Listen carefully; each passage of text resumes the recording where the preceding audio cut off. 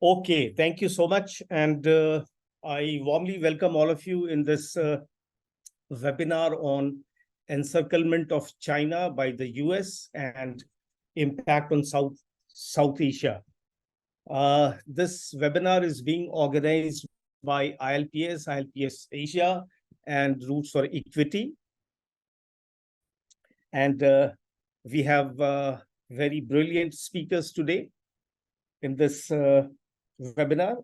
We have Azra Talat Said from Roots of Equity, Pakistan. She's also associated with ILPS, IWA, and she wears many hats.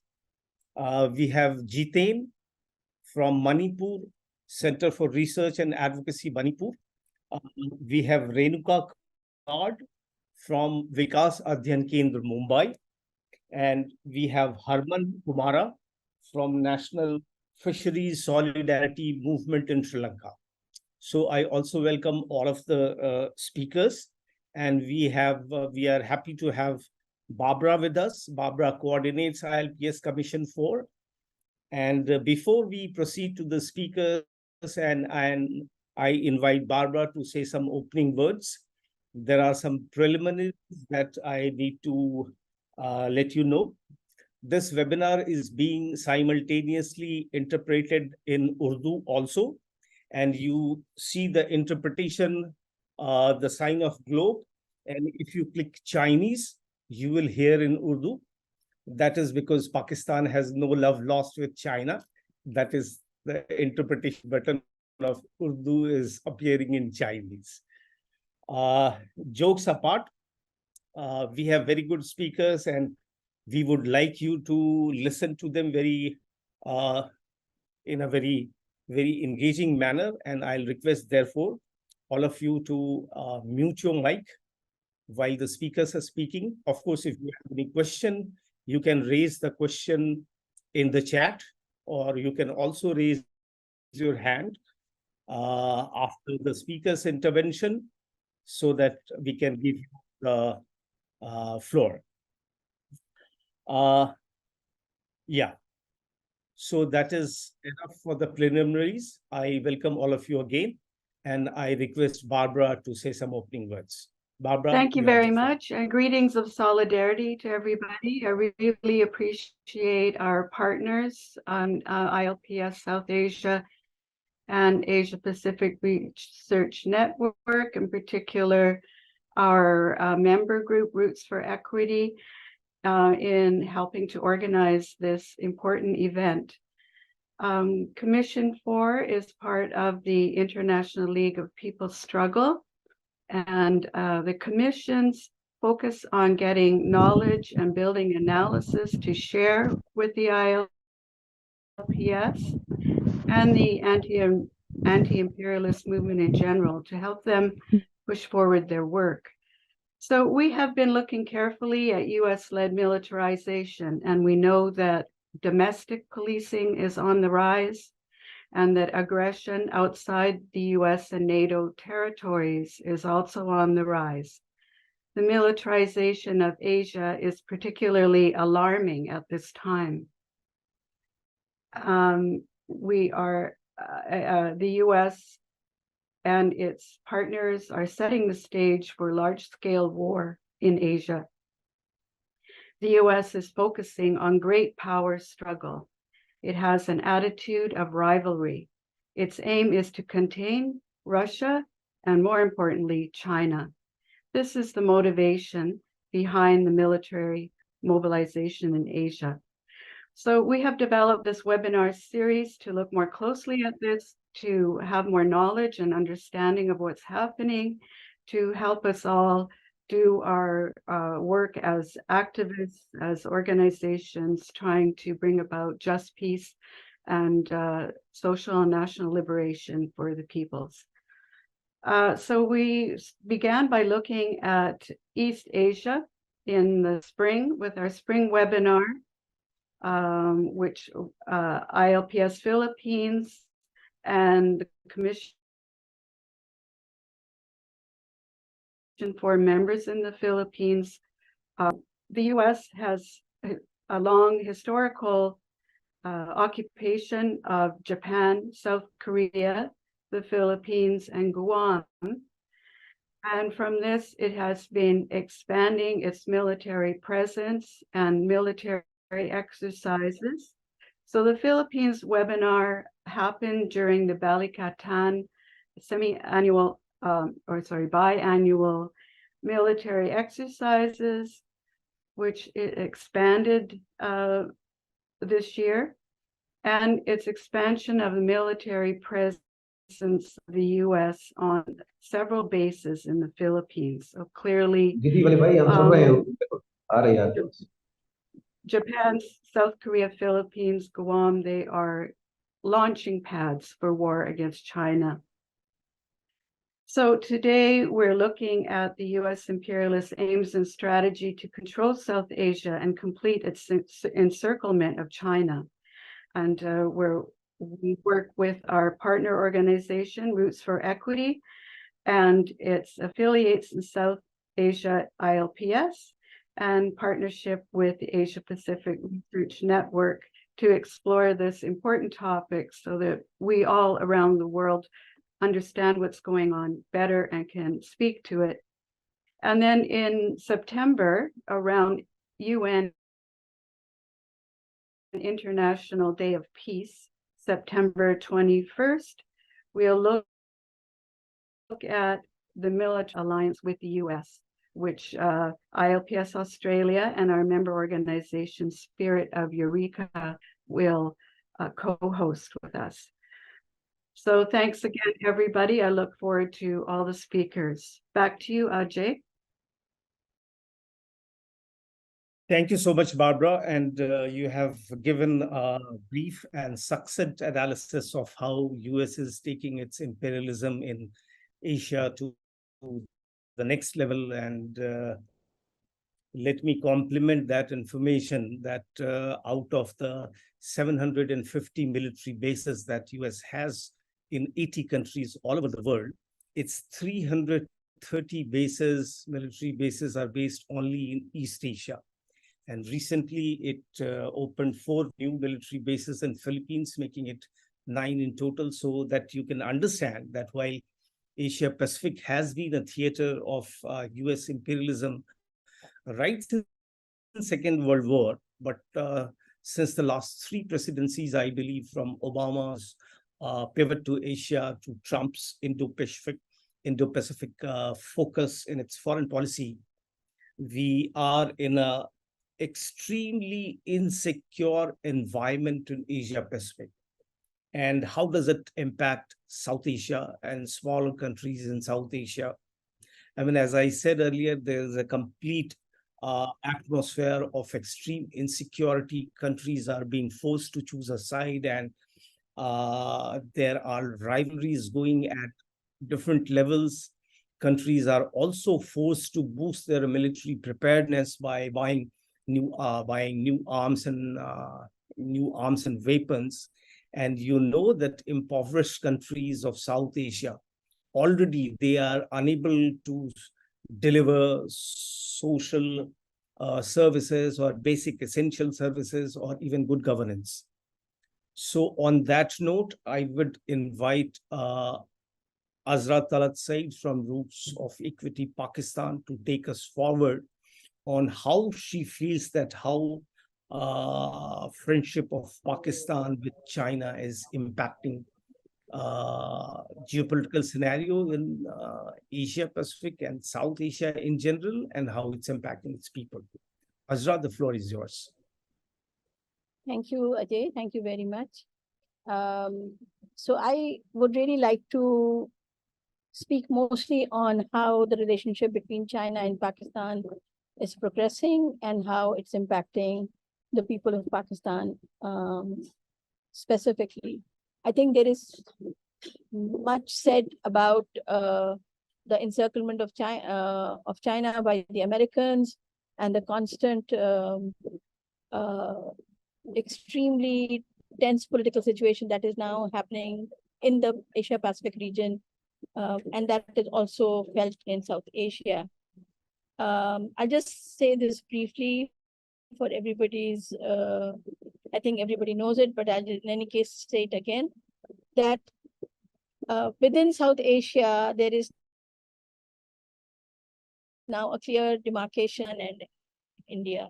So clear demarcation on who are they befriending, whether, for instance, Pakistan has certainly gone towards China and the Indian state has gone more towards the United States. And now this is an absolute switchover from what it was earlier at the end of the last century.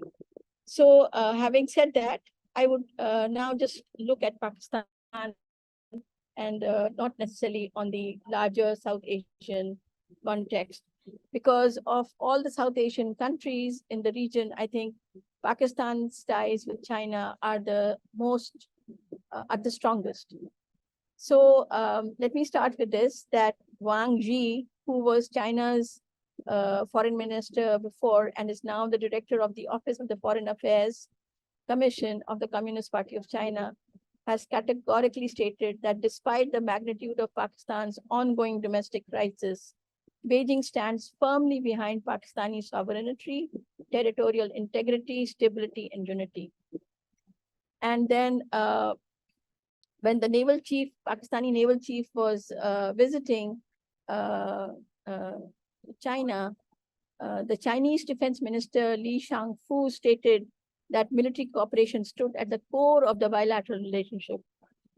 I think this is well understood in Pakistan, that the current relationship is really more on a military cooperation more than anything else.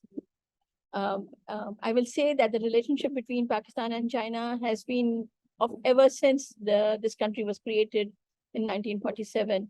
And even when the Chinese Revolution happened in 1949, Pakistan was the only country which was not cut off from China.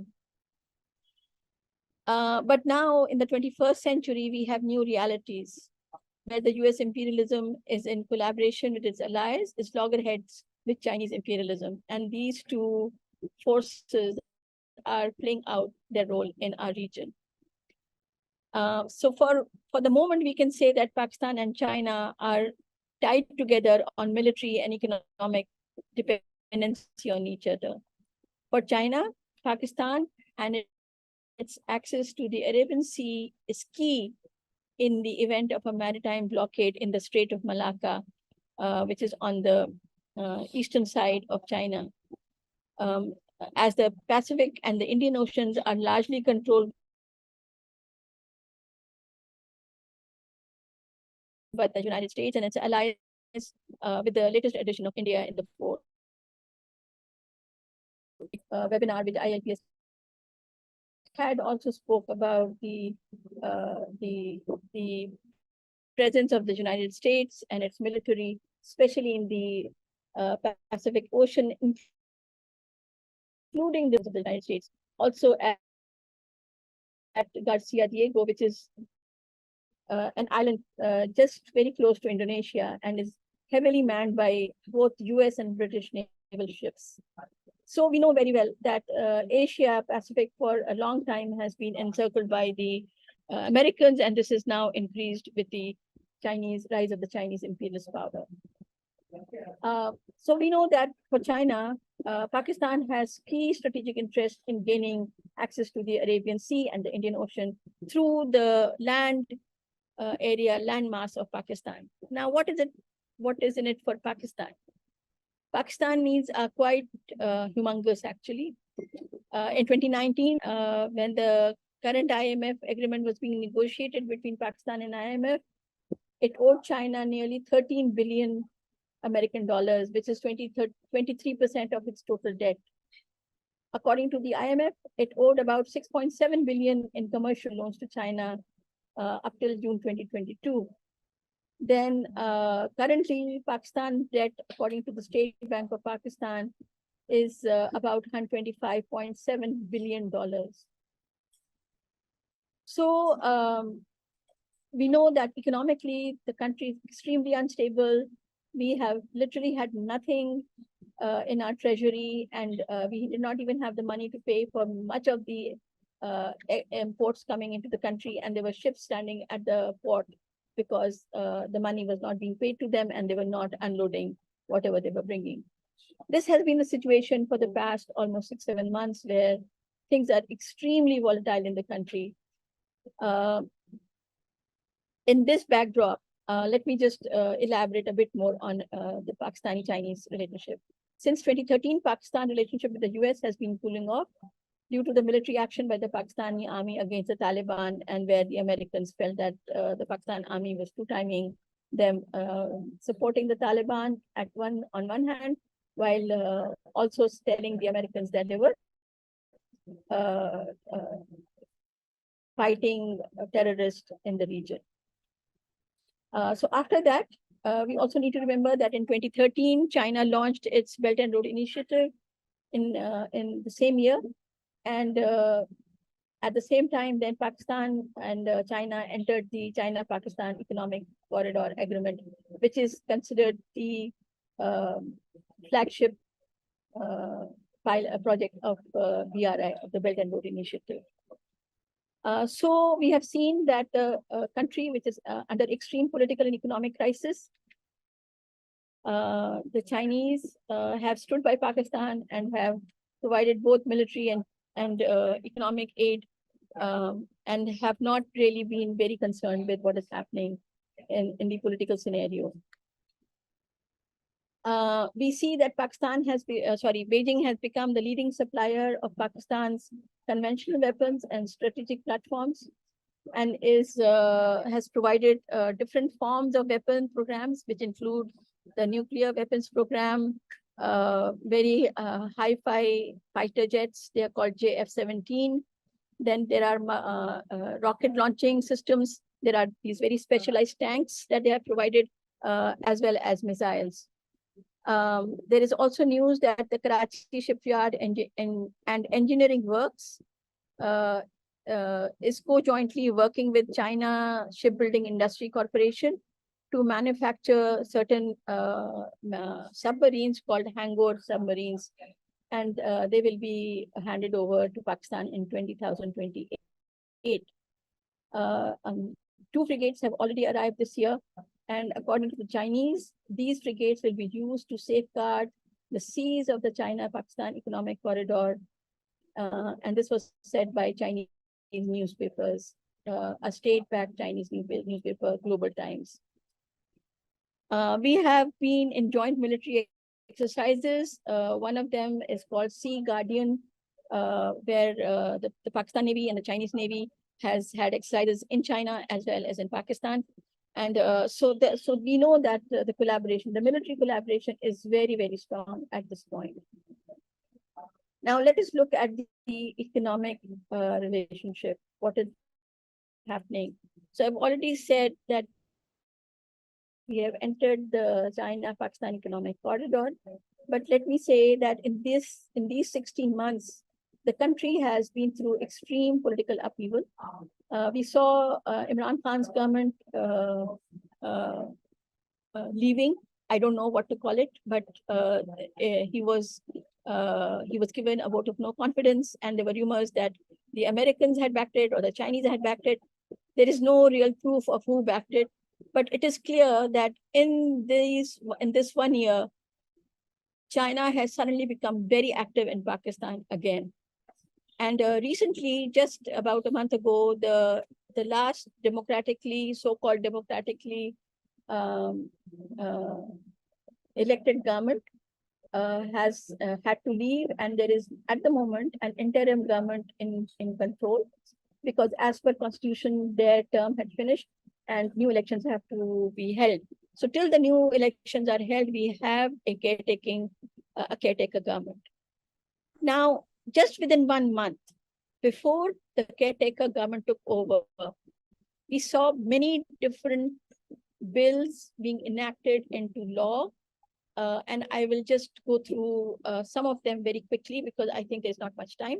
First is an economic facility that was created. This is called the Special Investment Facilitation Council. And we know that these are quite heavily backed by China. The military has control over the Facilitation Council. The members of the Facilitation Council are both civilian and army personnel. The launching ceremony of the Special Investment Facilitation Council was inaugurated by the Chief of the Army Staff, General Asim Munir, along with the former Prime Minister of Pakistan. So what is this SIFC, as they call it, Special Investment Facilitation Council? It is meant for investment and privatization, initially targeting 5 specific areas: defense, agriculture, minerals, information technology, and telecommunications and energy. The Pakistan Army has prominent management space for enacting the programs under the new Facilitation Council. It has been open to attract investments specifically from the Gulf countries, which include Saudi Arabia, Qatar, UAE, and of course, we know that China is also involved. There have been news reports which have said that the Gulf countries were not comfortable with the political scenario in the country and asked for military backing to ensure that their investment in the country is safeguarded. And we are quite certain that China is also behind the military backing or the soft coup that we have seen. So the soft coup is backed by China as well as by other countries in the Gulf countries. We know very well that China has played a key role in bringing together some of the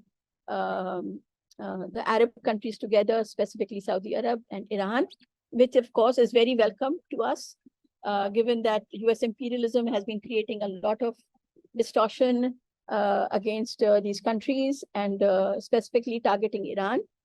And so, if Saudi Arabia and Iran are coming close, then it also means maybe better relationships for Palestine, which is being bombarded by Zionist Israel intensely. So yes, there are some gains, if you want to call them gains, but that also means that these countries are now heavily interested in Pakistan, specifically with respect to agriculture. And we know that that the SF, what is it called? The Special Investment Facilitation Council holds the authority to summon regulatory bodies and government representatives when bureaucratic bottlenecks hinder investment operations. Flexibility in operations has been provided to expedite investment and enhance Pakistan's appeal to investors. So economically, for a to promote neoliberalism, to promote monopoly capital, via China, we have opened our territory very clearly. There is now question, whatever is going to be grown on our land, which is a water scarce land, which is a country which is wrecked by climate crisis, what will happen to the food for Pakistan, for the people of Pakistan? We also launched a green initiative in July of this year. Based on the green initiative, a land information and management center system has been operationalized to enhance modern agro-farming, and over 9 million hectares of state land, they're saying it's uncultivated state land, has been given over to this new land grabbing initiative, which is between the Saudis, the Pakistanis, the Chinese, people from Qatar and UAE. And this project has been established under the Director General Strategic Projects of Pakistan Army. So we can see that the investment is coming in very heavily, or will come in very heavily with the military control. Now let me just come to the political scenario. What has happened in light of these this turnover of government to a soft coup, to the previous government now leaving the National Assembly and the Provincial Assembly, and now we have a caretaker government. So before they went, it's quite amazing. They passed so many bills. 2 particular bills are of critical importance. The first one is the Official Secrets Amendment Bill 2023. What is this bill? It is a bill which says if a person will be guilty of an offense, if he intentionally creates a problem of public order or acts against the state, he will be tried in a special court, and the decision will be taken after completing the hearing within 30 days. And so anybody whom who's accused of harming the state or creates a problem of public order, which can mean anything. It's the wording in itself is so vast. What does it mean? It means that if I stand up and say that the land belongs to us, then I can actually be picked up at any time without any legal recourse. And it has been happening in the past few days. Many people have been picked off without any warrant of arrest, and they have been remanded. And there is all forms of human rights atrocities that are happening in the country at the moment. At the same time, there was another act, which is called the Pakistan Army Amendment Bill 2023. According to this, no military personnel will be able to participate in any political activity for 2 years after retirement, resignation, or dismissal, while military personnel or officers performing duties of sensitive nature will not be allowed to be involved in political activities for 5 years after termination of service. I mean, this is really in context to the previous government, before the previous government of Imran Khan, where many army generals and army personnel were backing him up, and there was an extremely difficult situation in the country where there was supposed to be in-house fighting between the various wings of the military itself. So I'll end with this, that apart from the green deals, we see that for buying products from Russia, Pakistan has been allowed to pay in yuan, which is the Chinese currency. We have been given the space to have barter trade, and about 19 mills, rice mills in Pakistan have been allowed to export rice to China, to Russia. And China has opened its markets for meat exports. More than about 60 products have been opened for barter trade with Iran and Russia. So I will end here, and I will just say this, that the situation is very clearly of where our leanings are totally towards China, and the situation is quite precarious. So while we are very happy to be rid of American imperialism, which has been a terrible terrain of almost 70 years, what is coming under the Chinese imperialism is not going to be a rosy picture at all, and it bodes very badly for any kind of genuine liberation or national democracy or voices, resistance voices of the people against any form of imperialism, against determining our own sovereignty of the people, of developing an agenda which talks about genuine development, genuine peace and democracy. So I will end with that. Thank you so much. Thank you so much, Azra. And you have very clearly elaborated how Pakistan warming up to China has impacted the policy space of the state. And while it has been able to bring enhanced investment and military supplies from China, the major casualties have been land, food, and farmers. And it's likely to impact all Pakistani people in the future. So not only food and land, civil liberties have also been a casualty.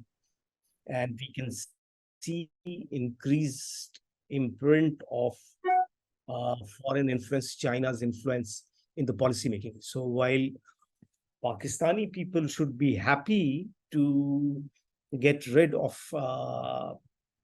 American imperialism, which is imperialism of the worst order, so to say. But things are going to be difficult even when China is in the driving position. So thank you very much for that, your very clear thoughts. And now we move to Jiten Yumnam. Jiten Yumnam is from Center for Research and Advocacy, Manipur. And he will speak on what is the condition and situation in Manipur and how it links to Chinese imperialism or US imperialism. Jiten, you have the floor. Oh, yeah. Thank you very much. Just want to confirm if you can hear me clear. Hear me? Is it? Yeah, we can hear you Am I- very clearly and loud. Thank you so much. Okay.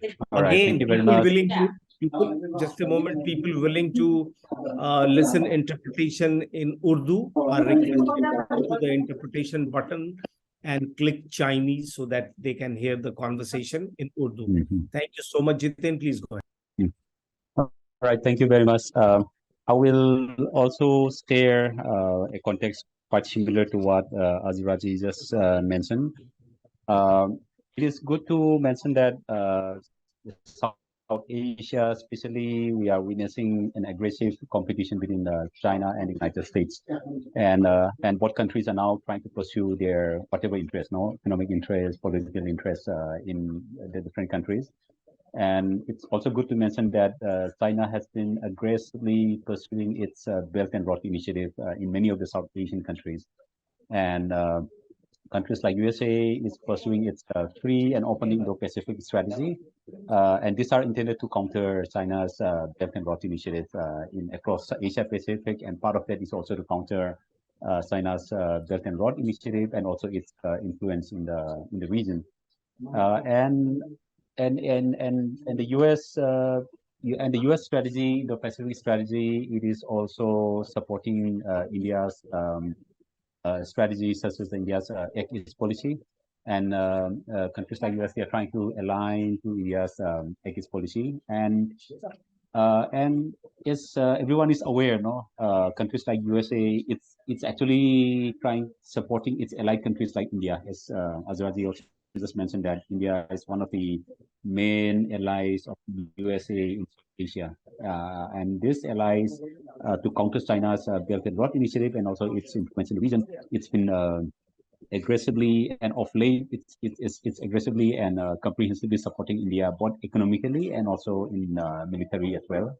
So it's good that we need to mention that India has long border territorial dispute with China, and I think it's also the same thing with Pakistan as well. And especially India had series of confrontation with China, border dispute and even direct confrontation like in Galwan Valley 2020, in Doklam just recently, and also Arunachal Pradesh in northeast part of India has been contested. China has been claiming the entire Arunachal Pradesh in northeast part of India. So in all these border disputes, and sometimes this dispute has turned very violent turn, and in fact, I think a couple of times where lives were lost, in recent times. So in all these border disputes, US takes a very open position to support India in its territorial dispute with China.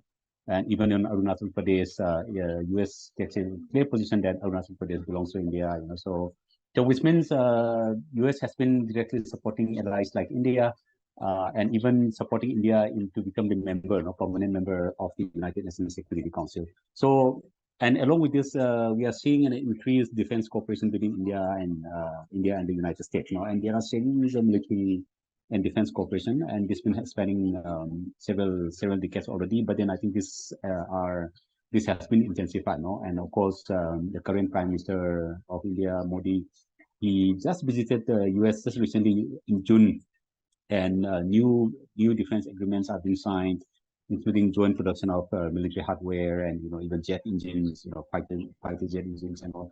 So which means we are seeing a deepening relationship in terms of defense cooperation and defense production, and so with this, as Azra also mentioned, there is increased cooperation between China and Pak on the one hand. To counter this, US is supporting India directly, and we are seeing an aggressive push for military cooperation, and with that, it also fostered an aggressive arms race and also the militarization of South Asia. So which means we are seeing an increased deployment of arms, and the arms which are purchased from US and and other countries are all deployed along the border areas. So which means this also increased the risks of direct war and confrontation in South Asia region as well.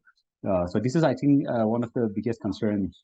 And what we also need to is the fact that both the cooperation of India and US in this particular instance is more to deny China's access to not just the Arabian Sea, but also to the Bay of Bengal in the Indian Ocean, because China has long been trying to overcome its Malacca Strait dilemma, because most of it is a shipping lane. China's shipping lane is passing through this Malacca Strait, to carry oil and other goods. So now it's trying to overcome that dilemma by cutting across South Asia through Bangladesh and through Myanmar, in Southeast Asia, which is a adjoining area of Bangladesh.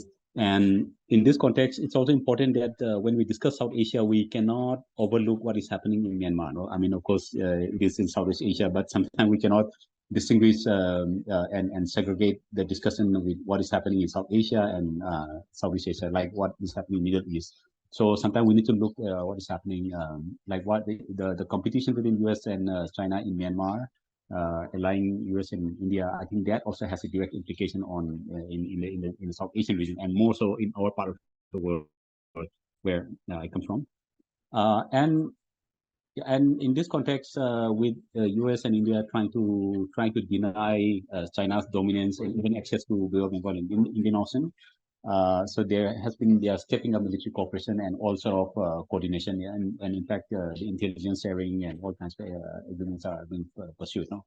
And what is also visible in our case is many of the military equipments, purchased from US by India, includes drone, guns, aircraft, and many other high-tech hardware. These are used not just to deploy in the border areas for strengthening India's military preparedness, but I think these are also used to undermine the self-determination movement of other communities, indigenous group in Northeast India, in Central India, in other parts of India as well. So it has impact not just on the regional stability or fostering more conflict and tensions, but these are also used to undermine other human rights and other movements as well. So which means if you look at the broader context, the US taking sides on border dispute, and then the increased military cooperation and ongoing efforts to counter China, I think this actually increased the risk of direct war among the disputing countries in South Asia, and this is something that we are clearly visible. One of the instances that I also want to highlight is the US has also been aggressively pursuing its neoliberal policies, and in fact, it has stepped up financing a lot of the connectivity projects, many road projects, waterway, and other infrastructure projects.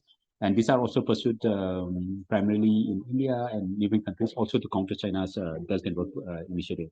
And when we look at the infrastructure, these are not just to promote economic development of the region, but many of these infrastructure are very much aligned to support the military preparedness of countries like India, US allies like India, in terms of direct confrontation with China. And many of these infrastructure connectivity projects are pursued in many of the border areas, in Northeast India, in northern part of India, and so these are aggressively pursued. And US is also using its other multilateral banks like the World Bank, the International Financial Corporation, and the Asian Development Bank, which is dominated by the US and Japan, to pursue this connectivity and infrastructure project. And not just the connectivity project, but also it also facilitates the pursuance of large dam, mining, oil exploration, and other extractive economy in Northeast and also other northern part of India.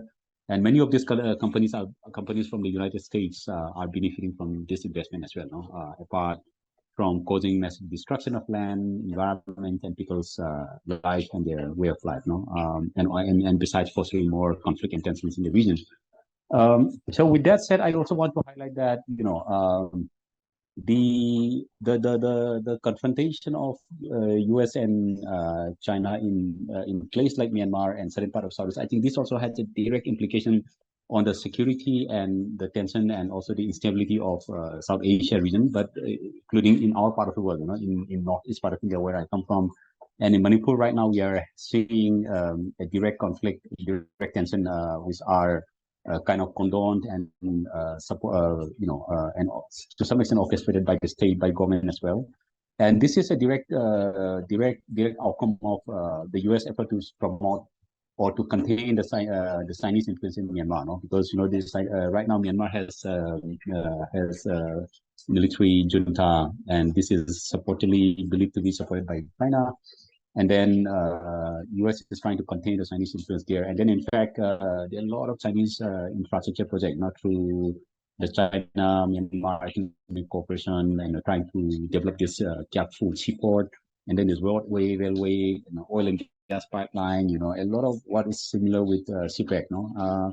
And so when India and China are trying to contain China's influence and China's infrastructure project in Myanmar, and also the military built up there, so it has compelled U.S. to support many of the pro-democracy movement. No, I mean, of course, we like democracy, but then, but the way how the U.S. is trying to promote democratization of Myanmar is supporting the pro-democracy movement there, and also supporting some of the ethnic armed groups. And in fact, U.S. passed this act called the Burma Unification Through Rigorous Military Accountability Act. In short, it's called the Burma Act, just last year. And these are aimed to support non-lethal act to the pro-democracy and ethnic armed groups. No? And so this direct support of U.S. to contain China, it has actually fostered and intensified the conflict in Myanmar. And because of this conflict, it led to an intensification of displacement and conflict in Myanmar itself. And so which means there is a spillover of displaced people coming in from Myanmar to the northeast India side, no? So which means it also led to additional pressure to the land and resources, and and then also the armed groups from Myanmar, it also deployed in our part of the world, no? So which means, and then also there are reports, series of reports which says that the U.S. actually, along with its allied countries, are trying to create a safe zone for the operation, for the regrouping, for the training of many of the armed groups coming from Myanmar, no? So this also has led to a lot of tension and conflict in northeast part of the world. So which means if you see the conflict happening in Manipur, I think a lot of the media also report. So this is what we realize is that this is also a direct outcome of the conflict and contestation of land, geography, resource, and space in South Asia, and also spill over to certain part of Southeast Asia as well. So yeah, so which means ultimately it led to not just the displacement, but even the destabilization of regions. So like place like Manipur, where I come from, it's already destabilized, and we are seeing a myriad and multiple levels of conflict, which are fast unfolding. And this has led to a series of human rights violation and suffering of people and impact on violence against women, and then all sort of. And the challenging part is the Indian state is condoning this violence now, and then we also see that U.S. and the European Union, they are coming up with direct statement to negotiate the conflict in Manipur, no? And and all this, and so which means there are direct influence and direct role of U.S. In our part of the world, and this is an unfolding situation, and situation is fast unfolding in our part as well. So finally, I would like to say that the U.S. effort to create a safe zone to regroup, to consolidate the pro-democracy movement in our part of the world, in southern part of Manipur, I think this is already inciting and also worsening the long prevailing conflict in Manipur, no? And then there is already multiple levels of conflict, the self-determination movement, the conflict with India forces, and so there are multiple levels of conflict, and we are seeing an increased destabilization of our region. So in short, I would say that the U.S.-China competition, with a tacit role and participation of allies, countries like India, and also the effort, the ongoing democratization move of the U.S. in South Asia and also in Southeast Asia, I think to counter the Chinese influence, not just in South Asia, but also in Southeast Asia, I think these are fostering more conflict. These are fostering more militarism, human rights violation, and more undemocratic practice and unaccountability in South Asia region. And also this has led to arms race and also led to unnecessary wastage of public resources, no? Because a lot of the public resources are supposed should be dedicated for education, and other social services are now diverted to sustain the arms race and the militarization of the region. So so there is a clear need to end and resign capitalism, to challenge and also end all forms of imperialism and militarism in South Asia. And then we also decided to strengthen our struggle and efforts to advance people's rights and asserting our right to self-determination in our part of the world. With that, I'd like to thank everyone. Thank you very much. Thank you, Jiten. Thank you so much. You gave us a very clear picture of how competition between US and China and US imperialism is increasing militarization in the Asian region and Southeast Asia by India aligning to US and Pakistan aligning to China. I mean, we have a very active and clear prospect of a very destabilizing war in the region. And with both of these countries, India and Pakistan, being nuclear armed, there is a greater prospect for a destabilizing war in the region. And very remarkably, you said that increased militarization and race to purchase more arms and weapons to secure its border and also boost its military preparedness. Weapons are not only used at border, but also used against its own people and against the struggles of self-determination.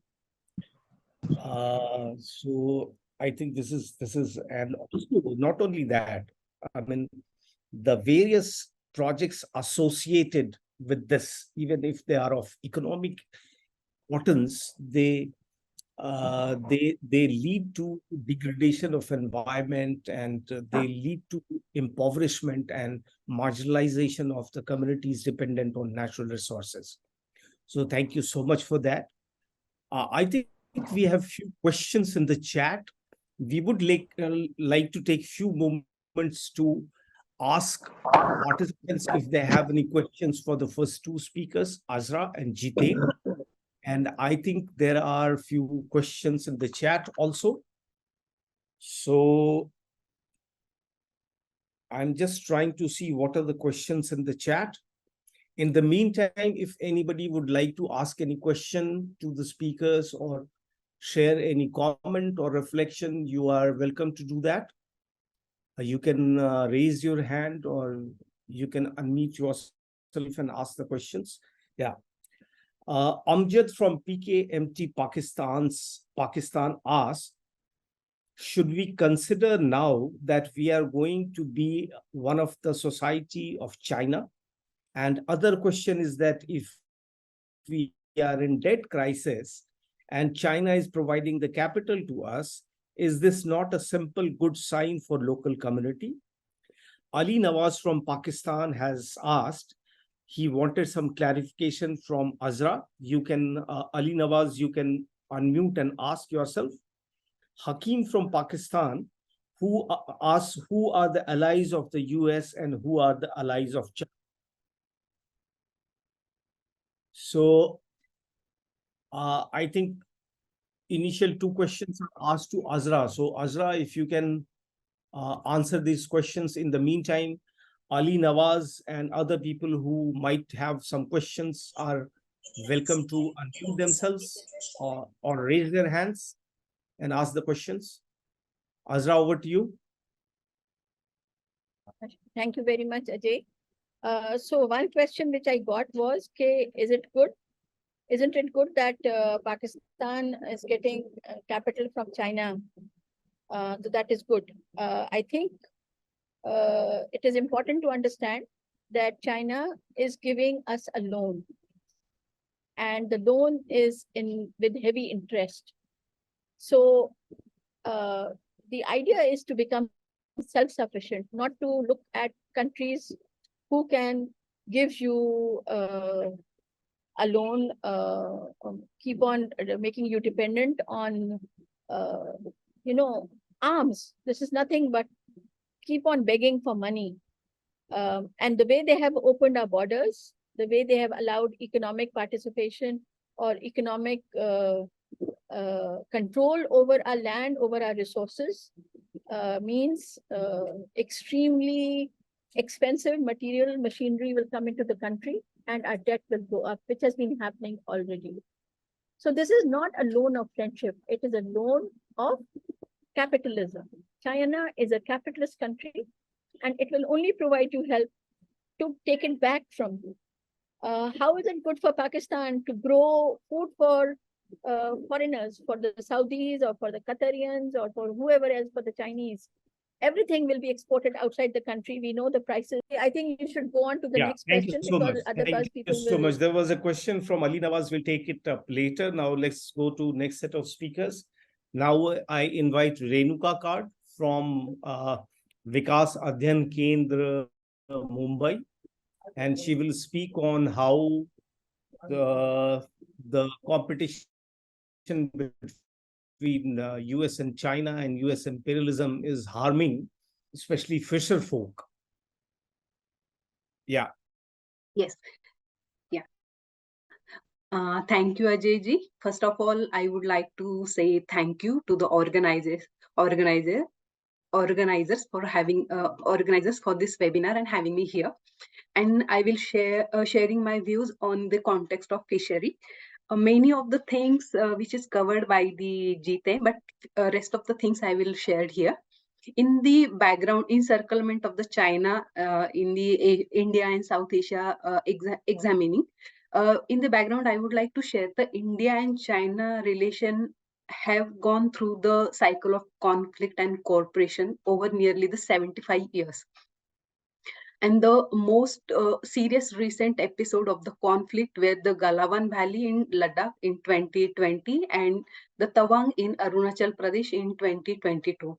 And observer on the both sides of the border, the line of actual control agree that the number of serious military confrontation and has increased since 2013. While on the other hand, there is also a long-standing border dispute adjuncts to Tibetan Platinum, and serving as a significant hurdle in the way of any meaningful strategic relationship. Traditionally, the border dispute CEO-Pakistan strategic relation, along with the nuclear issue, has barred their neighboring countries from making the breakthrough in their relationship. And however, the past decade or more, the maritime threat is turning out to be a new avenue where the states are competing for the dominance. And since the announcement of the Belt and Road Initiatives and Maritime Silk Road in 2013, the Indian Ocean region become a focal point of a tension between the two states as made China come closer to the several states in the region, which were earlier under the influence of India. In the sense of importance of Indian Ocean region and fishery, the Indian Ocean is the third largest water body in the world, and sometimes the Indian Ocean region is also known as a sea of stability. Indian Ocean is a lifeline to the international trade and transport as it carries 1/3 of the world bulk cargo traffic and 2/3 of the world's oil shipments. The Indian Ocean contains a great degree of the wealth in the form of abundance of oil, natural gas, minerals, and fishes. What is the importance or the significance of the Indian Ocean? The Indian Ocean basin is of a particular importance for the India as the region most political keystone. India's 90% of oil imports come a significance of the region. And in the sense of economics, the ocean is valuable source of mineral and oil resources, with 40% of the world offshore oil production take place in the Indian Ocean basin. And India is also the fourth largest importer of the liquefied natural gas, that is LNG. 45 countries coming by the sea, and the sea lanes in the Indian Ocean are considered among the most strategically important in the world, which India. And securing the sea lanes of the communication in the Indian Ocean, the three major sea lanes of the communication play a crucial role in the energy security and economic prosperity. Securing sea lanes of the communication connecting the Red Sea to the Indian Ocean through the Bab al-Mandab that transport the bulk of the Asia international trade with its major trading partner in the Europe and America, and SLOC connecting the Persian Gulf to the Indian Ocean through the Strait of the Hormuz. Hormuz is the transport destination like India, ASEAN, and East Asia. And SLOC connecting the India and Pacific Ocean through the Strait of Malacca, which previously spoke by the Jiten, is integral part to the smooth flow of trade with ASEAN, East Asia, Russia for East, and the US. And in the fishing in the Indian Ocean accounts for almost 15% of the world total.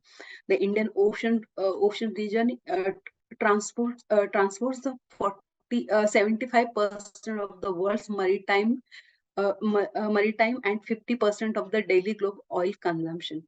And for this, the strategy and security is the India has a coastal line of about the 7,500 kilometers, and largest population is depend on the fishing sector, and therefore the security of the region is vital for the coastal security as well as the economic development. The region is a witness of continuously evolving the strategic development, including the competing rises of China and India, US and India, and the US intervention in the Iraq, Afghanistan, potentially the nuclear confrontation between India and Pakistan. Pakistan, terrorism, piracy in and around the Horn of Africa. The Strait of the Hormuz, Malacca, and the Bab el-Mandeb are some of the choke points, and these choke points are strategically important for the global trade and energy. And countries like USA, France, and others maintain a naval presence in the Indian Ocean. And China has emphasized towards the Indian Ocean through its Silk Road project and growing cooperation with the littoral nations, as well as its formation of the Blue Water Navy increases the importance of the regions as well. The pure to Asia policy of USA and one belt, one road and string of the pearls of China has increased the strategically significance of the region. The docking of the Chinese warship and submarine in Hambantota sent as disquieting the signal for India. The China's presence in Indian Ocean and land, China's aggressively soft power diplomacy has been the most important element in shaping the Indian Ocean strategy environment, transforming the entire region dynamic by providing the large loan on the generous repayment terms, investment, and offering military assistance and political support. China has securing the considerable goodwill and influence among the countries in the Indian Ocean region. And China has become the largest lender of Sri Lanka, replacing Japan. And China's submarine and surface forces are growing both quantitative and qualitatively, and these forces are expanding operation beyond their traditional area. For example, docking of the Chinese submarine at Hambantota port, Sri Lanka. And China, through its presence of the maritime Silk Road and developing of a blue water navy with aggressive policy of expansion, will poses the security threats to the Indian Ocean. as it has done in other sea like the South and East China Sea. And also the recent context when the China has encroached the India's land, we are not able to resolve it diplomatically. So this is the overall situation of India, China and fishery sector, which is very crucial. I will end here in the then the last sentence I would like to and their lives and livelihood. Thank you. Thank you so much, Renuka. Renuka basically tried to emphasize the economic importance of Indian Ocean. And it's very important to understand why Indian Ocean is important to China and therefore to US. And that is one of the irritants between the US-China relationship, besides the political ideologies difference that they have. And China is building a port in Gwadar in Pakistan, and then they have military presence in Hambantota, and then they have Pyathu port in Myanmar, and that is they call string of pearls. So that is where their military presence is. And what India is doing, that they have sort of developed in response to China's string of pearls, they call it a string of diamonds. From Djibouti to Sabhag port in Ireland to Singapore, Changi base, etc. So they are developing that. And especially the few choke points in Indian Ocean, Hormuz Strait between Persian Gulf and Gulf of Aden, and Malacca Strait, which is in the Malay Peninsula, close to Sumatra of Indonesia. And then you have Bab el-Mandeb, which Renuka talked about, between Yemen and what is the country? Yeah, Yemen and Djibouti in Africa. So the Malacca Strait handles more than 80% of China's export and import of oil, and it's China's gateway to Africa, Europe, and even America. So China wants to have dominance over not only Malacca Strait, but entire Indian Ocean rim. And that also is one of the major irritants in the economic relationship and maritime dominance between US and China. And this not only results in Chinese domination, but also overfishing in the regions and seas that China have domination. And that is main source of impoverishment of fisher folk living around those areas. So this is something which Renuka tried to highlight. Thank you so very much. Now let's go to Harman Kumara. Harman is representing National Fisheries Solidarity Movement in Sri Lanka, and he will present a case study of Sri Lanka on how these competitive imperialism has affected Sri Lanka. Harman, please go ahead. The floor is yours. Thank you, Ajay. I would like to begin this story about the Chinese interventions in Sri Lanka since the time of war. You all know the situation of Sri Lanka in the past, and we faced around 25 years of war in the country between military and also the LTT, the militants. And after Colombo, that government of Sri Lanka defeated the insurgents in 2009, China bagged major infrastructure projects in Sri Lanka, including contracts to build Port City Colombo, Hambantota Port, and Mattala Rajapaksa International Airport, widely seen as a major strategic win for China. However, under one of the leg of the Belt and Road Initiative, China invested around 1.4 billion USD, one of the island's largest foreign investment for the construction of Colombo International Financial City. This is situated next to the heart of Colombo City, widely known as Colombo Port City and began the construction in September 2014 amidst huge opposition from the civil society, fisheries organizations, and women organizations. However, though the regime elected in 2015 promised to stop ports in their election campaign, they continued to construct the same project with the temporary hold of the project. Sri Lankan people raised the issue of people's sovereignty, economic gains of China through owning the island next to Colombo city, strategic importance of the location under BRI, ecological and environmental sustainability due to excavation and sand mining, use of natural resources to construct the port city.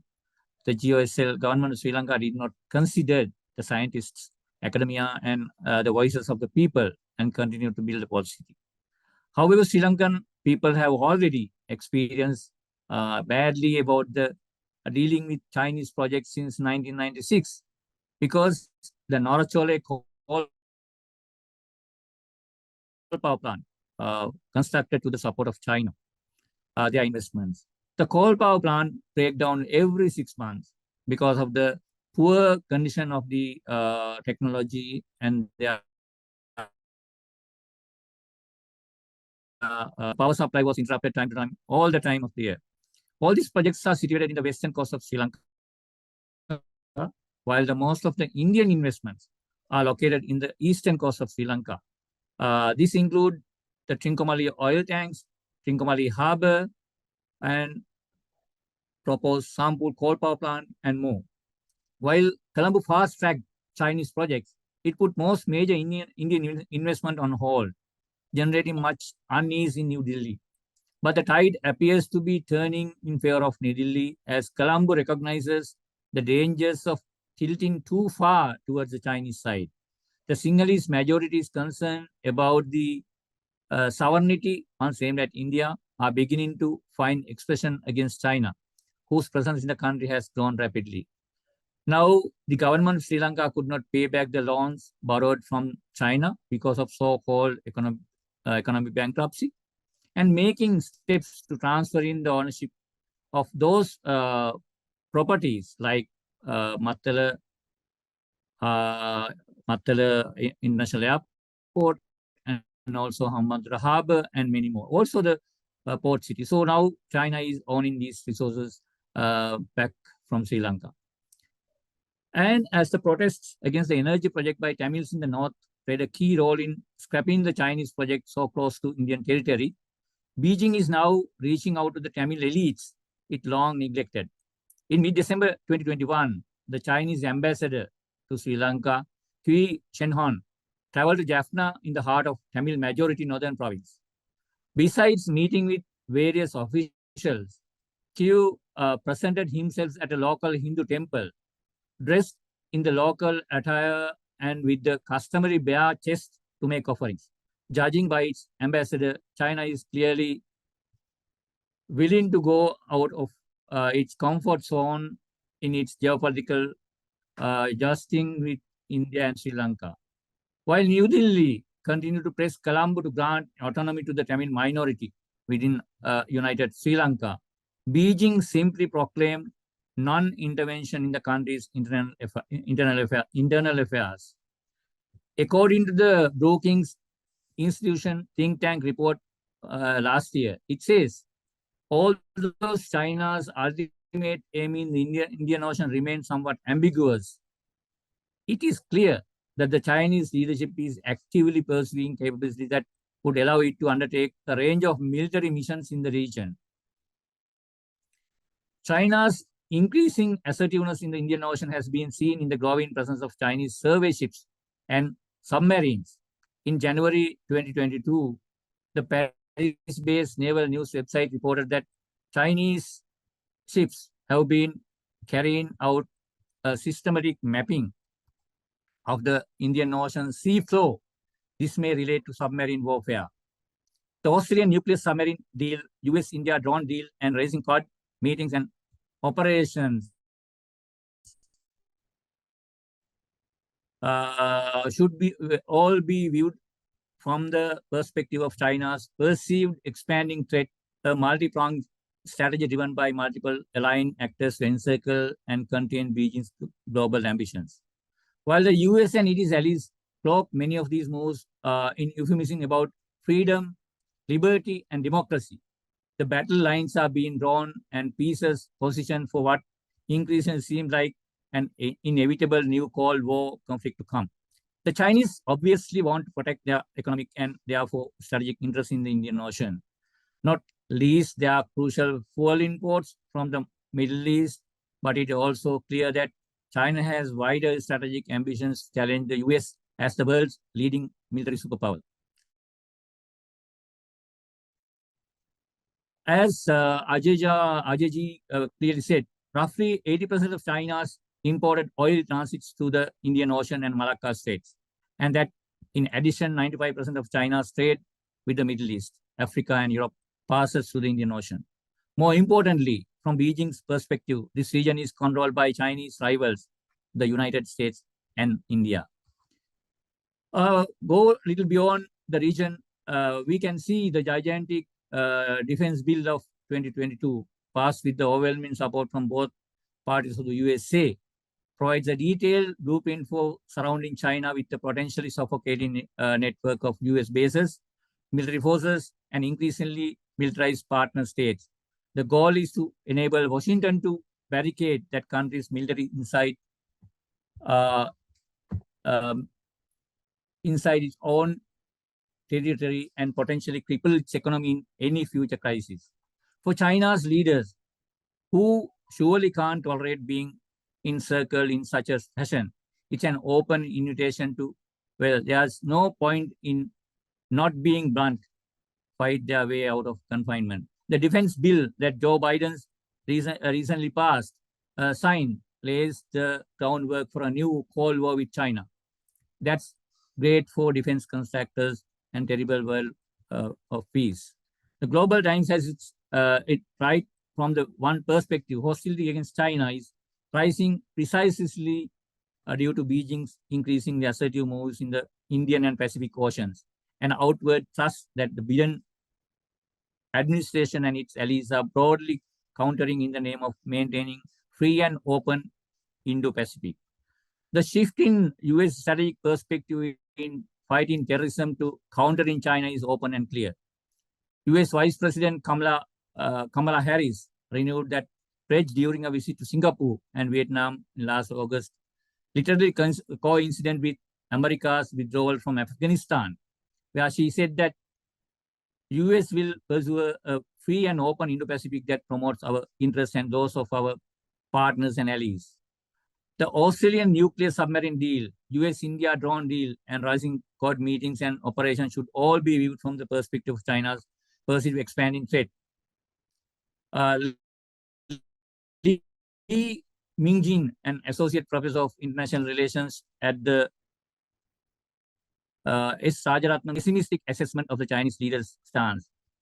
Xi Jinping's comment suggested that Chinese leadership believes that US and the West do not have any good intentions towards China. It clearly indicates that they understand that China's relations with the Western world will be very difficult in the coming years. So they are ready to getting ready to have a Cold War, and they want to continue this and maintain this with their allies as Asra very clearly said, like Pakistan and China and US and India, likewise in our region. So that's going to be a very huge threat to the peace and democracy of our region.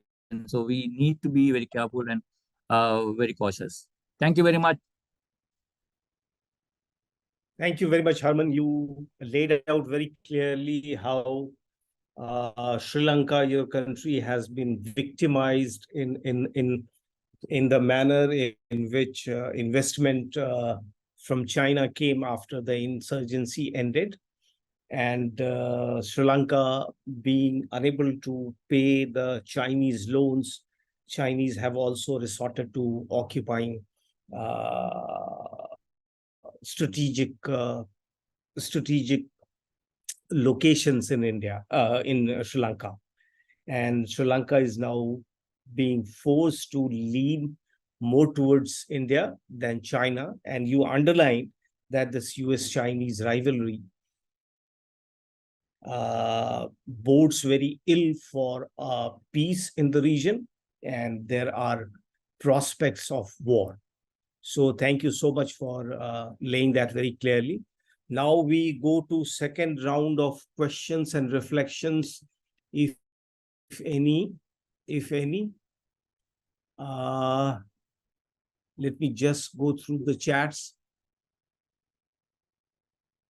Barbara, please go ahead. Barbara is raising her hand. Barbara, please go ahead. Thank you very much.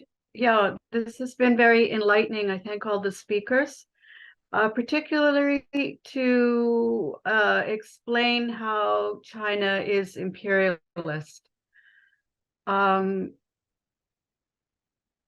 Sorry, I'm getting a message on my screen. I guess my video wasn't on. Okay. Yeah, because I want to have speakers address the problem of the left, elements in the left that strongly support China. So this is a problem in the anti-imperialist movement. They're anti-imperialist in terms of opposing the US, and very knowledgeable about what's going on, but it seems there's a lot of pro-China propaganda, and they're being drawn into this.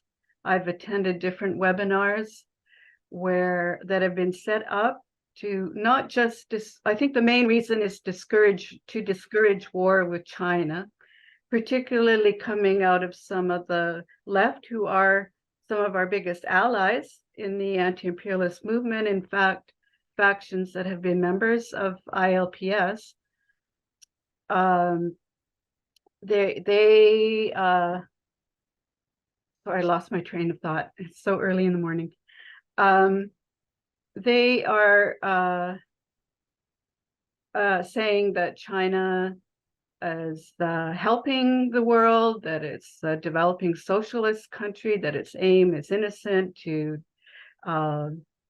to raise the standard of living in China and elsewhere, and that it's not seeking dependency. But I'm getting a very different picture from listening to the speakers here, that clearly China is seeking domination. That's my point of view, and it is the position of ILPS. However, in our work, we focus on the US as being the biggest problem, the greatest danger to security in the world.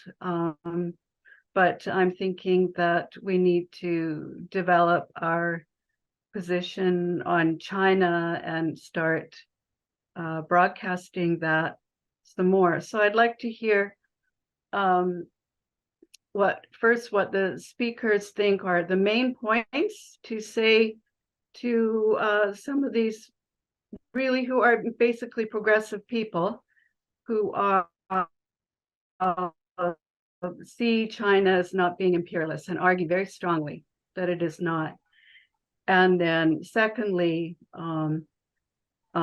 should we, and how suggestions how we should develop a campaign to set the question straight, to explain how China is being imperialist. I don't think a lot of these people hear much from South Asia, and that maybe the information that coming out of this would help. Thank you. Thank you, Barbara. I see two comments from Zahur Bhai. Zahur Bhai, would you like to ask this or say this reflection? And we can ask the speakers to answer the question that Barbara asked, and if there are any other questions. Zahur is also asked. Yeah, please go ahead. Shall I come in? Okay. Yes, actually, we are not that illusion that China is not more people friendly, poor friendly, so-called socialist or democratic country, and we can see how China is invading in many countries, not necessarily through the arms, but through the through the economic ways. So Sri Lanka is one of the very good example of Chinese invasion in our region, actually. And so we are people realize that China is not necessarily a kind of friendly or helping people in our region. And we knew that it's their interest is strategic interest is important because of we are next to the India and Sri Lanka, the China and India. They are having some a kind of rivalry, so that we as one of the nations that they want to keep as in the middle and to intervene based in Sri Lanka. The port city is one of the clear example how they are going to grab the ownership of that island. And when that island is owned by China now, and from that point up to 200 nautical miles belong to China. So which also covered that region. So because when there is a country, they are having that's the law of the sea. So if there is an island or whatever the land belong to a country, from seaside they belong, they have the ownership of this amount. So in that, China is really strategically intervene to get that land and to get the ownership of this sea area as well. So that is one point. And also, Sri Lankan people, of course, from the beginning, they opposed to these projects. At the beginning, Norachole coal power plant project because of mainly because of the ecological environmental concerns. Next, about the Mattala and Hambantota Harbour, because of the grabbing land in there around 20,000 acres of land they are grabbing from adjacent to the Hambantota Harbour, and they are constructing special economic zone and many more in that area, while pushing away the farmers and fishers from the coast and adjacent land of Hambantota Harbour. At the same time, the port city, it seriously affected the small-scale fisher communities, so that people started agitations against this work. But government of Sri Lanka did not listen to the people and not listen to the scientists, not listen to the academia or anyone. They continue the work. But people, they firmly stand against this project because they realize that not necessarily because of the sovereignty at the beginning, but in the later stage, they realize how it affects their sovereignty as well. So in that, people of Sri Lanka really go against these projects because of economic reasons. Later, they realize the political reasons as well. So, and when they realize that these are part of the Belt and Road Initiative, so they attempted to overcome this problem, but we realize that it is not possible at this geopolitical situation. So, of course, we don't consider China as a friendly country in that way. Yeah. Thank you so much, Harman. And you have also answered a question that Hakeem asked from you. Have the people of Sri Lanka resisted Chinese manipulations in Sri Lanka? So you have answered that very well. Wali Rahman is also asking whether China or US is better for India. So anybody, Azra or Jitain or Renuka, would you like to come in for this question as well as the question Barbara asked? Sorry, Ajay. He's saying, is it better for Asia, not India? Sorry. Is China or US better for India? Yeah. So whosoever wants to answer this question as well as question earlier asked by Barbara. Herman, you want to go first or shall I? You go ahead. I think in essence, Herman has already answered. The issue is of imperialism. Imperialism is based on, it is a scientific process of gaining control over other countries, territories, resources, peoples, markets, and so on. Whether it is Chinese or US or, if God forbid, one of our countries, which India is turning into a semi-giant in our region, whichever country it is. And within our own states, so imperialism means control and power over resources and the people. So either of them are not good for us. And it would be, I think it would be quite crazy to say that one is better than the other. However, having said that, I will say one thing, that Pakistan has been under US imperialism since inception in the 1950s, early 1950s. We started having very strong relationships with the United States, and it has cost us dearly. No, the American form of relationship is based on bloodshed. And they create war. They create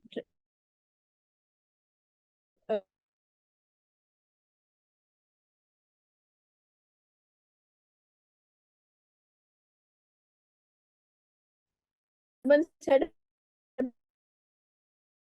about Sri Lanka, it seems that they're using the Chinese are choosing this. Pakistan, we don't, in Pakistan, positioning of one group or the other.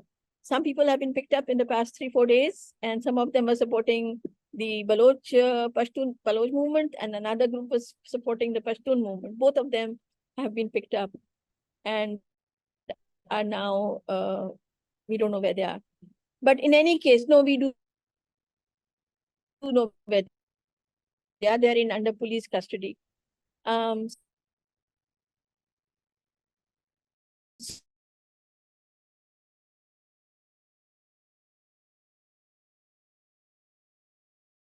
We see the same level of conflict coming from China is good. But I will just say this. Asia is resources, and then the Americans. That is something which we need to think about. Why are the Chinese Second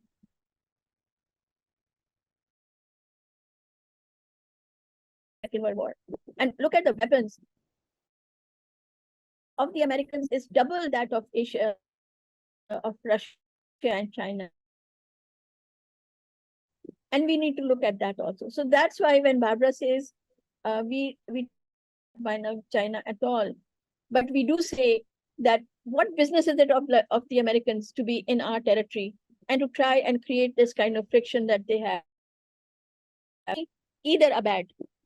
But if Pakistan, the state of Pakistan, ends up backing China more, which it already is, it does not mean that the people of Pakistan will have a better time than they did under American imperialism. We just are more angry with the Americans, and we cannot stand the Americans. So you will see that tone of aggression when we have to talk about American versus Chinese. I mean, Chinese are our next door neighbors. We have lived with them for the past 5,000 years, but the Americans, we don't like it at all. Thank you so much, Azra. You made it very clear. And it's actually very confusing. You go to many discussions, and many of the traditional communists, they don't name China.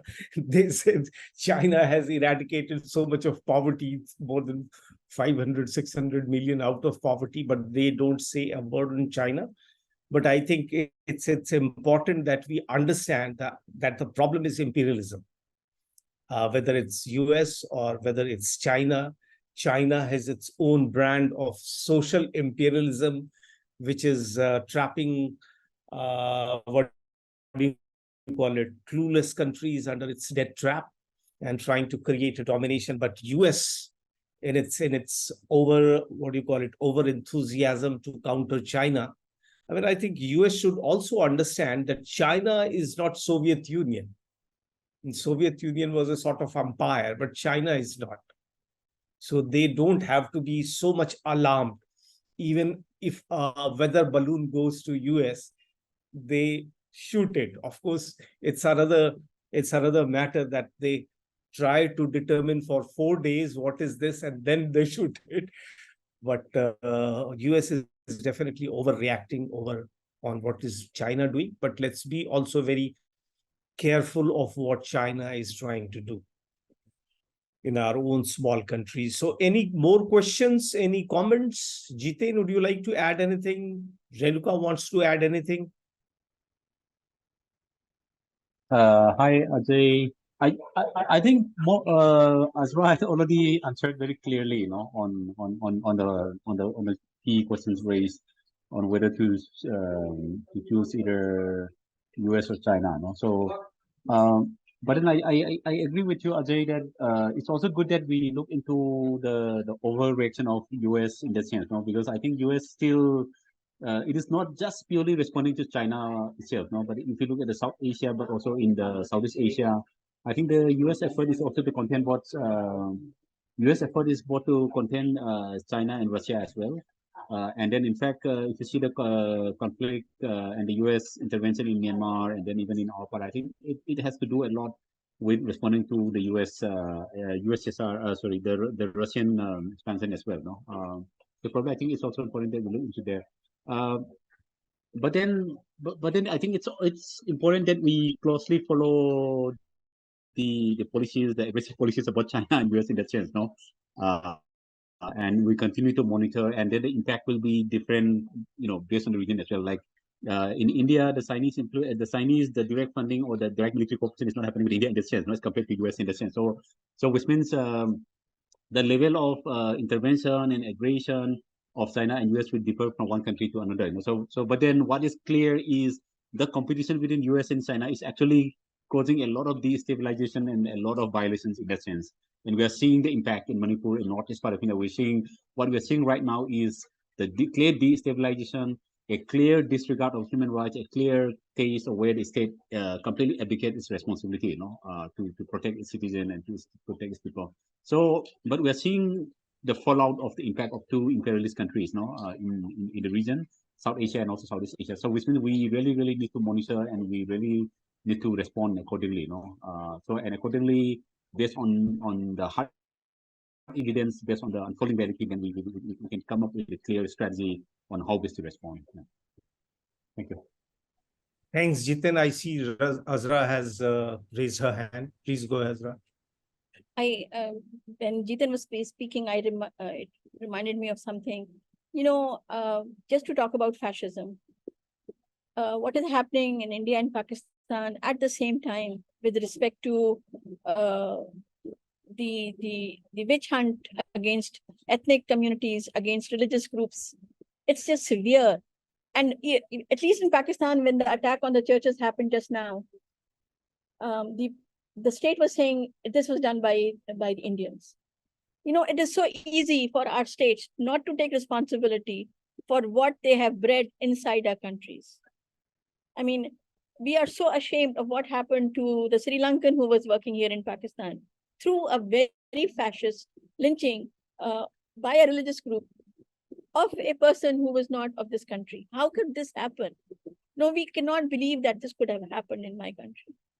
So it could be the Indians did this. It could be that entirely the religious groups which have been created into fanatic butchers by our own state played up and did what they did in Faisalabad, in the churches of Faisalabad.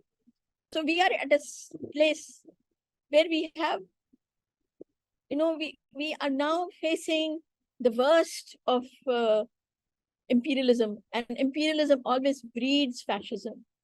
And both countries, especially India and Pakistan, and we see that in Sri Lanka also now, that the Buddhists have now, I was in Sri Lanka just last week, and they were talking about how the Buddhists have started becoming very violent in that country. It's amazing that we who have lived in this region for years, thousands of years, are unable to live with each other peacefully.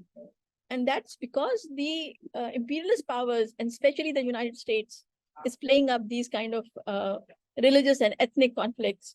As Jiten pointed out, that the pro-democracy movements in Pakistan are also very much aligned with the United States infiltration. And, we cannot only blame the United States, we also have to blame our own state, which is a semi-colonial, semi-feudal state, because it has no clear line of policy for its own people. It is always at the behest of an imperialist power which controls it, whether it may be the Americans or it could be the Chinese but we have no national sovereignty. And I think that is, for me, as a Pakistani, for me, the biggest fear is not the external powers, but the powers that the state and the Americans have created within my country, who will not allow the people to live in peace, to ask for genuine democracy, to build the country to a national sovereign state. That's not happening. And our youth are so confused on this point. Do we go towards China? Do we go towards US? They don't say, let us just build ourselves. So I thank you, Jitan, and that you reminded me of this fascism, which is now encroaching in our lands in a very big. Thank you so much, Azra. I mean, it's good to be reminded that imperialism and capitalism always fosters not only violence but also fascism, and we as countries, India, Pakistan, are victim of those tendencies to foster fascism in our countries. So if there are no more comments or reflections, Renuka says that she agrees with the speakers, which has been already said.